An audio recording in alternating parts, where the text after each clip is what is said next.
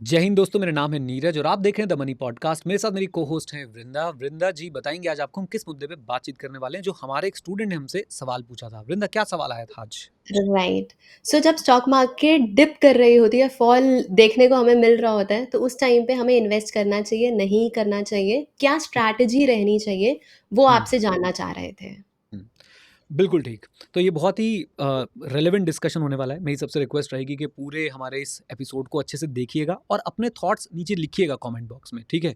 पूरे थॉट्स लिखिएगा and it hardly matters अगर आप हमसे डिसएग्री करते हैं, बस रिस्पेक्टफुली एक दूसरे की बात को सुनेंगे। ओके, सो नंबर वन वृंदा, जैसा कि आपने क्वेश्चन पूछा एंड आई थिंक हम दोनों का ये एक्सपीरियंस ऐसा है कि डेफिनेटली डिप पे बाय करने से हेल्प तो मिलती है, राइट? तो ये अच्छी चीज़ तो है, मार्केट में आपको एक करेक्शन मिलती है, आपको मार्केट में एक अच्छा, जैसा कि हम देखें पिछले 4-5 दिन में 4% 5% के आसपास का फॉल हुआ है, तो उस पे हमें डेफिनेटली अगर हम बाय करते हैं तो हमें एक एज तो मिलती है, हमारे रिटर्न्स तो जो है वो हायर साइड पे जाते हैं। बट एक बात हम सब ने ध्यान रखनी है, प्रिकॉशन क्या है? आई थिंक प्रिकॉशन डिस्कस करना बहुत ज़्यादा ज़रूरी है यहाँ पे।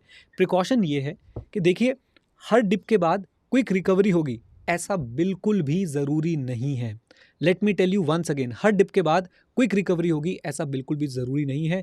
हो सकता है हम लोग लकी रहे हैं, वृंदा और मैं तो भाई लकी रहे हैं, या हम जैसे और बहुत सारे लोग वृंदा लकी रहे हैं कि हमने कौन से डिप पे सबसे ज़्यादा बाय किया था। मैंने 2020 वो कोविड वाले टाइम में। 2020 में, लेकिन वहाँ पर रिकवरी ना बड़ी जल्दी हुई थी, राइट? हम्म, और शायद अब हम ये एज्यूम कर रहे हैं कि हर डिप के बाद रिकवरी बहुत फास्ट होती है, ऐसा नहीं है।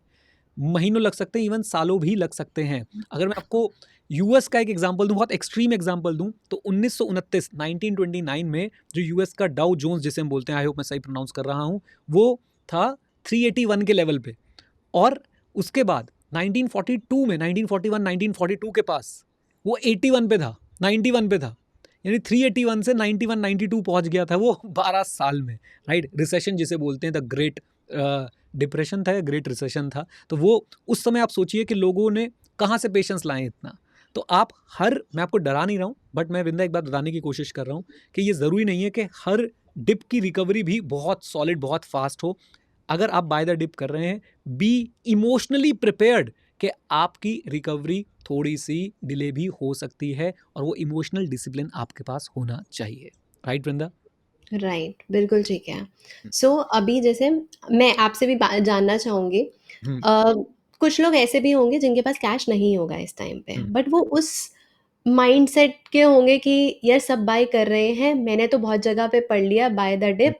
तो हम्म, उन्हें क्या करना चाहिए? कैश इन हैंड नहीं है, हम्म। अपॉर्चुनिटी फंड नहीं है, उनके लिए आप क्या कहना चाहोगे? इट्स टोटली ओके अगर आपके पास इस समय पैसा नहीं है बाय करने के लिए, इट्स टोटली ओके। बट अपनी एस आई पी कंटिन्यू रखिए, अपना प्लान आपके पास एक होगा, उस पर स्टिक रहिए, राइट? फोमो में पढ़ के बाय मत कीजिए, कोई बात नहीं। ये मार्केट है और मार्केट ना आपको ऐसे मौके बार बार देती रहती है, राइट? तो इट्स टोटली ओके अगर आप आज बाय नहीं कर पा रहे हैं, और क्या पता भाई अभी 2 दिन 3 दिन गिरा भी और गिरे, या फिर अगले महीने आपको और मौका मिले, या फिर मार्केट ऐसी फ्लैट रहे कुछ समय के लिए। तो आपको फोमो में पड़ने की ज़रूरत नहीं है। आप अगर पैसा है आपके पास, कन्विक्शन भी है आपके पास, तो आप करिए। अदरवाइज़ जो है मेरे मेरे हिसाब से आप शांति से अपनी एसआईपी कंटिन्यू रहने दीजिए, अपने प्लान पे स्टिक करिए। हाँ, एक बात मैं ज़रूर बोलना चाहूँगा यहाँ पे कि बाय द डिप जब हम बोलते हैं ना वृंदा, तो ये म्यूचुअल फंड वालों के लिए अलग है और स्टॉक्स वालों के लिए अलग है। स्टॉक में ज़्यादा खतरा है बाय द डिप पे, क्योंकि कभी कभी कोई स्टॉक गिरता है और गिरता ही रहता है, गिरता ही रहता है, गिरता ही रहता है। अगर मैं आपको एक एग्जांपल दूं, येस बैंक का अगर मैं नाम लूं, राइट? ये कोई भी बाइंग सेलिंग रिकमेंडेशन नहीं है बिल्कुल भी। येस बैंक अपने पीक पे, अपने अपने टाइम पे वो 382 और 400 के लेवल्स तक गया होगा, और वहाँ से वो गिरना शुरू हुआ और लोगों ने बाय द डिप करना शुरू किया, और वो गिरते गिरते गिरते गिरते, मुझे जो याद आ रहा है, शायद मैंने उसे नीचे 5-6 रुपए तक का भी देखा है, राइट? एंड अभी अगर आप येस बैंक का प्राइस देखेंगे तो शायद 22-23 रुपए के आसपास चल रहा होगा। तो बाय द डिप करने वाले जब ऐसे आप किसी स्टॉक को, इसमें पता है इंपॉर्टेंट लेसन क्या है? स्टॉक्स में बाय द डिप करते समय अंडरलाइंग बिजनेसेस को ज़रूर देखें। अगर आपका अंडरलाइंग बिजनेस वीक है और सिर्फ आप ये सोच रहे हैं कि प्राइस कम आ गया और उसे खरीद लेता हूं, तो आप कचरा खरीद रहे हैं। अब कचरा भाई कितने में भी खरीदो, वो कचरा ही है, राइट? तो ये बात आई थिंक हम सबको समझनी चाहिए कि स्टॉक्स में थोड़ा डिफिकल्ट हो जाता है। बट वृंदा, एक बात मैं बोलना चाहूंगा कि म्यूचुअल फंड में कंपैरेटिवली आसान है। आप बिना ज़्यादा डरे अपनी एसआईपी बढ़ा सकते हैं या अमाउंट बढ़ा सकते हैं। क्यों? क्योंकि आपका पोर्टफोलियो क्या है? बताना चाहोगी वृंदा, आपका पोर्टफोलियो क्या है? डाइवर्सिफाइड है काफ़ी। डाइवर्सिफाइड है। आपके पास एक म्यूचुअल फंड यूनिट के अंडर जो है वो 30, 40, 50, 60 स्टॉक्स भी हो सकते हैं, राइट? और 60 स्टॉक के पोर्टफोलियो का ज़ीरो होना ऑलमोस्ट नामुमकिन है, ऑलमोस्ट। लेकिन एक सिंगल स्टॉक का ज़ीरो हो जाना, देयर आर हाई चांसेस, अगर उसका अंडरलाइंग बिजनेस स्ट्रांग नहीं है तो पूरा का पूरा खत्म हो सकता है, राइट? तो मैं सारे पॉइंट्स रिवाइज करा देता हूँ। नंबर 1 आपने देखना है कि yes, buying the dip is good. Number 2 मैंने आपको बताया कि क्विक रिकवरी की उम्मीद मत करिएगा, इमोशनल डिसिप्लिन बनाइएगा। ये 2 पॉइंट हो गए थे। तीसरा पॉइंट जो वृंदा ने पूछा था कि अगर कैश नहीं है तो साइड में बैठिए, देखिए, ज़बरदस्ती बाय करने की जरूरत नहीं है। स्टॉक में आपको ये बात ज़रूर ध्यान रखनी है कि अंडरलाइंग बिजनेस आपका स्ट्रांग होना चाहिए, आपको उस पर कन्विक्शन होनी चाहिए। मैंने और वृंदा ने ये काम किया है एक पर्टिकुलर स्टॉक के साथ। ऑब्वियसली हम उसका नाम लें या ना लें, येस बैंक का नाम मैंने इसलिए लिया क्योंकि हम उसमें इन्वेस्टेड नहीं है, हमारा उसमें कोई भी इंटरेस्ट नहीं है। बट एक बिज़नेस ऐसा था जो हमें पता था अंडरलाइंग बिजनेस बहुत स्ट्रांग है, और हमने कोशिश करी उसको, हर बार जब भी वो गिरा हमने उसको पकड़ने की कोशिश की, एंड आज हमारे लिए वो एक अच्छा प्रॉफिटेबल इन्वेस्टमेंट जो है वो बना हुआ है। आपके पास भी होंगे डेफिनेटली ऐसे कुछ स्टॉक्स, बट हमेशा ये अंडरलाइंग बिजनेस को समझ के करिए। और एक चीज़ और बताता हूँ, थोड़ी एडवांस चीज़ बताता हूँ वृंदा, मार्जिन ऑफ सेफ्टी भी बहुत इंपॉर्टेंट है। आप क्या होता है margin of safety? Value investors समझते हैं मार्जिन ऑफ सेफ्टी को।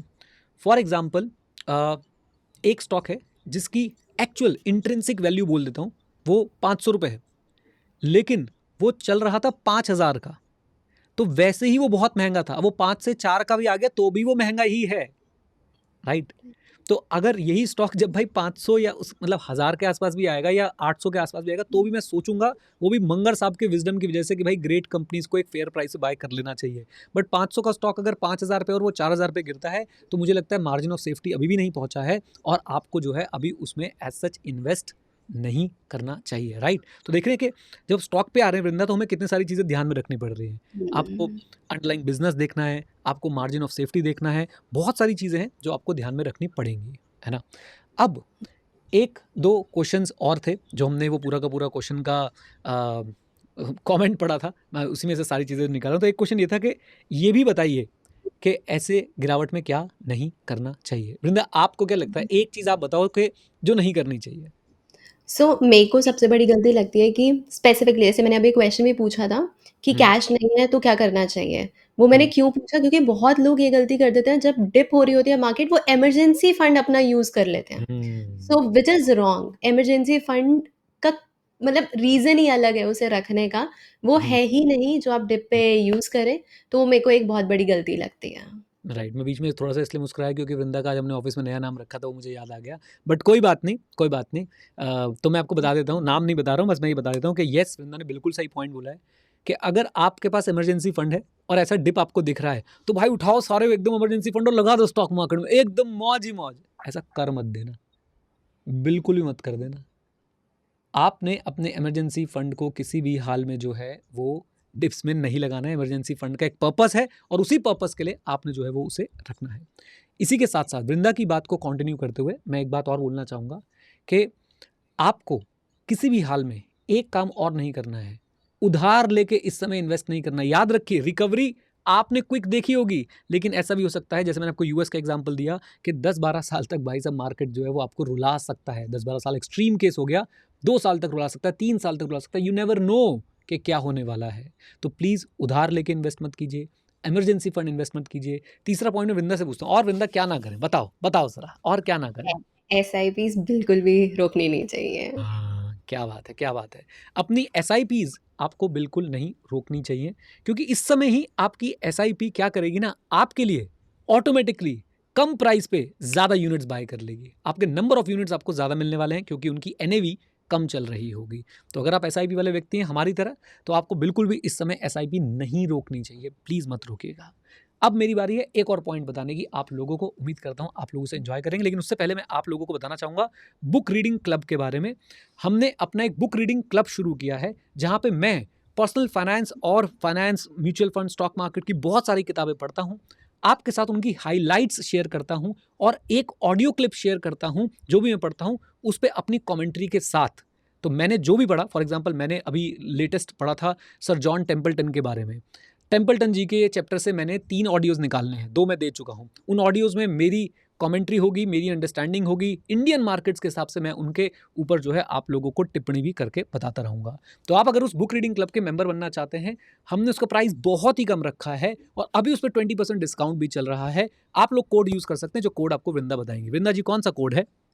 BRC24 BRC24, right? तो BRC यानी Bangalore, R for Rourkela and C for Chennai. तो BRC24 आप लोग यूज़ करें, आपको 20% का ऑफ जो है वो इंस्टेंटली मिल जाएगा। लिंक आपको नीचे कमेंट बॉक्स में मिल जाएगा। खैर, वापस आते हैं अपने मुद्दे पे। हमारा मुद्दा ये चल रहा था कि हाँ, आपने क्या नहीं करना है, उधार लेके इन्वेस्ट जो है वो नहीं करना है, SIP अपनी नहीं रोकनी है, इमरजेंसी फंड को आपने यूज़ नहीं करना है, और जो पैसा शॉर्ट टर्म के लिए आपके पास है, आपके जो शॉर्ट टर्म गोल्स हैं जो आने वाले 2 से 3 साल के अंदर आपको अचीव करने हैं, उन गोल्स के लिए भी जो आपने पैसा रखा हुआ है, वो भी आपने बिल्कुल भी किसी भी हाल में जो है वो इन्वेस्ट नहीं करना है डिप्स में, क्योंकि वो पैसा आपको नहीं पता फिर से कि भाई मार्केट रिकवरी कैसे करेगी। हो सकता है आपका वो पैसा जो आपके पास शॉर्ट टर्म के लिए था, लेकिन आपने उसे अभी लगा दिया यहाँ पे और 2-3 साल तक मार्केट म्यूटेड रही, तो आपको नुकसान हो सकता है, आपका वो पैसा डूब सकता है, कम हो सकता है, राइट? तो ये कुछ बातें हैं। एक आध चीज़ मैं और भी ऐड करना चाहूँगा। वृंदा ने बताई दी SIP स्टॉप नहीं करनी है। पैनिक सेलिंग जो है आपने बिल्कुल नहीं करना है। पैनिक में आके कसम है आप लोगों को मत बेचिए अपने यूनिट्स को, अपने अच्छे कंपनीज़ को, अपने अच्छे बिजनेसेस को। अगर आपने पैनिक में आके सेलिंग करी तो हो जाएगा बहुत ज़्यादा नुकसान हो जाएगा, नुकसान। क्यों हो जाएगा नुकसान? आपके अनरियलाइज्ड लॉसेस को आप लोग एक्चुअल लॉसेस में कन्वर्ट कर बैठेंगे। ये बात शायद हमने कल वाले अपने एपिसोड के अंदर भी बताई थी अपने ऑडियंस को। तो पैनिक सेलिंग नहीं करेंगे। And yes, her come price वाली चीज़ अच्छी नहीं होती है, ये बात ध्यान रखेंगे। तो टिप पे, आई शुड से टिप पे परचेज मत करो। टिप पे परचेज मत करो। ये टेलीग्राम, इंस्टाग्राम, यूट्यूब पे आने वाली एड्स में जो आप लोगों को टिप्स मिल रही होती हैं, उन स्टॉक्स में तो बिल्कुल भी पैसा ना लगाएं। इस मार्केट के अंदर बहुत बहुत बहुत नुकसान होता है आप लोगों को। आप फाइनेंशियली अपने आप को डिस्ट्रॉय कर लेंगे, राइट वृंदा? एग्जैक्टली जो आपने टिप्स वाली बात बोली ना, इसमें एक्चुअली मतलब अगेन ये किसी यहीं पे किसी पॉडकास्ट के मैंने कमेंट में देखा था, किसी लर्नर ने लिखा हुआ था कि उन्होंने किसी स्क्रीनशॉट को देख के, कि किसी ने दिखाया हुआ था कि भाई बहुत प्रॉफिट कमाया है, वो स्क्रीनशॉट देख के उन्होंने भी कहीं इन्वेस्ट कर दिया था।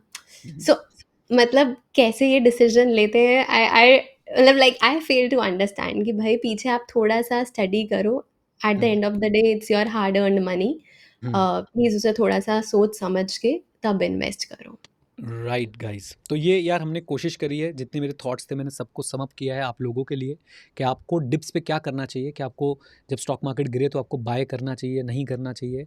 आपके पास भी कोई पॉइंट हो नीचे कमेंट बॉक्स में बताइएगा, रिस्पेक्टफुली एक दूसरे से बातचीत करेंगे, राइट? एंड वीडियो अगर अच्छी लगी हो तो लास्ट में जाकर तो बोल ही सकता हूँ, इसे लाइक कर दीजिएगा, चैनल पे नहीं है तो इसे सब्सक्राइब कर दीजिएगा, और बुक रीडिंग क्लब ज्वाइन करने के लिए लिंक जरूर चेकआउट कर लीजिएगा, क्योंकि readers are leaders and I hope हम सब अपने अपने अपने अपने लिए लीडर बनना चाहेंगे, है ना? चलिए, with this note guys, thank you very much, stay connected, stay hit, जय हिंद। और हाँ मित्रों, सीखते रहें, क्योंकि सीखना शुरू तो जीतना शुरू।